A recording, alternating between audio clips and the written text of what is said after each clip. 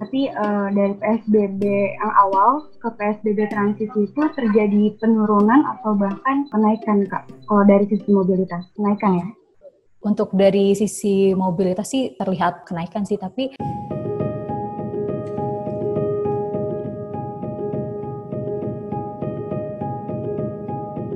perkenalkan, namaku Nuzulul Khairunisa dari tim Data Analytics Jakarta Smart City. Latar belakang pembuatan paper mobilitas ini sebenarnya sebagai lesson learn dari tim Jakarta Smart City tentang bagaimana sih memanfaatkan data-data mobilitas seperti data Waze dan data-data eksternal mobilitas lain gunanya untuk melihat performansi atau mengevaluasi kebijakan-kebijakan yang sudah ditetapkan oleh pemerintah Provinsi DKI Jakarta. Jadi dari data tersebut nantinya akan relate dengan kebijakan-kebijakan yang pemerintah buat gitu ya? Iya, lebih ke mengevaluasi dari sisi Jakarta Smart City.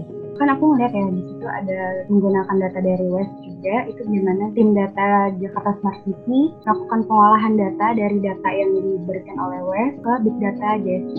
Ya, jadi sebelumnya itu mungkin aku jelasin singkat tentang apa itu Waze. Waze itu merupakan suatu aplikasi navigasi di mana dengan kita menggunakan Waze kita jadi bisa tahu jalan yang akan kita lalui ke depannya itu keadaannya seperti apa, kemudian kemacetannya seperti apa, kemudian ada kendala atau tidak, seperti itu. Nah, Jakarta Smart City itu dulu pernah berkolaborasi sehingga mendapatkan akses API dari data Waze sehingga data Waze tersebut tergenerate secara otomatis ke sistem database Jakarta Smart City, sehingga dari tim Jakarta Smart City bisa memanfaatkan data tersebut untuk contohnya seperti mengevaluasi performansi dari ruas-ruas jalan tertentu di Provinsi DKI Jakarta. Dari data itu kan berarti data udah kumpul ya, Kak. Terus evaluasi yang didapat dari hasil paper itu dari PSBB awal terus transisi sampai mungkin PSBB sekarang dari segi data mungkin ya, kebijakan itu seperti apa, Kak? Sebenarnya untuk evaluasi PSBB itu lebih ke dinas kesehatan ya ranahnya, mungkin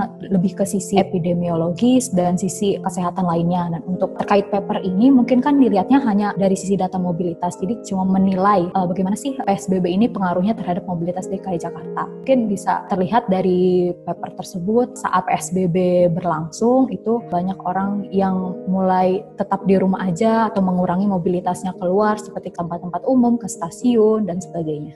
Ini sebenarnya opsional aja, yang mungkin aku awam nggak ngerti tentang Explore Data Analitik ya, kalau nggak salah ya, EDA ya, itu mungkin bisa dijelaskan prosesnya seperti apa. Mungkin kan pada nanya, bagaimana sih pengolahan data yang menggunakan EDA itu? Ya, jadi untuk metode pengolahan data, exploratory data analytics, jadi tahap-tahapnya mungkin yang pertama, kita itu mengenal atau melihat datanya, struktur datanya itu seperti apa, distribusinya seperti apa, kemudian frekuensinya seperti apa, dan statistika deskriptif, kemudian kolom-kolom yang ada di data tersebut seperti apa. Kemudian setelah dilakukan tahap tersebut, kita melakukan tahap-tahap yang namanya teknik visualisasi atau metode statistika lainnya untuk memperoleh pattern atau informasi dari data tersebut. Harapannya bisa menjawab problem statement atau tujuan-tujuan informasi yang kita inginkan di awal sebelum melakukan analisa.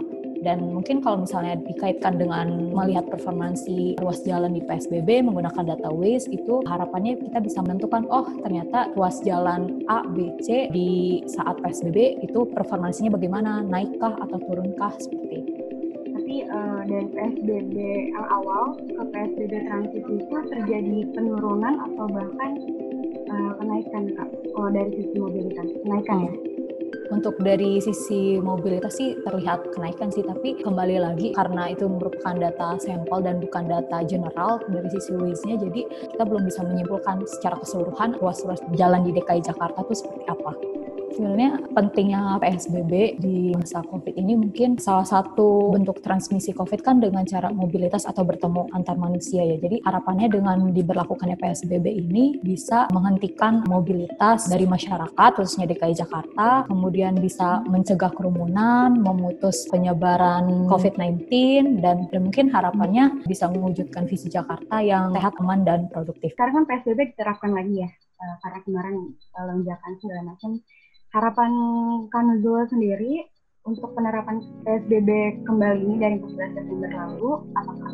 harapannya agar diperketat dan proses monitoringnya juga ditingkatkan supaya lebih efektif ya dari PSBB sebelumnya. Dan itu kembali lagi harapannya agar supaya visi Jakarta di penanggulangan COVID-19 ini, di mana Jakarta yang sehat, aman, produktif itu segera terwujud. Ya mungkin harapan untuk masyarakatnya ya lebih baik untuk di rumah aja dalam hal membantu pemerintah nih membuat kebijakan PSBB, partisipasinya dengan cukup di rumah aja dan mengurangi mobilitas keluar atau bertemu dengan orang itu juga sudah membantu.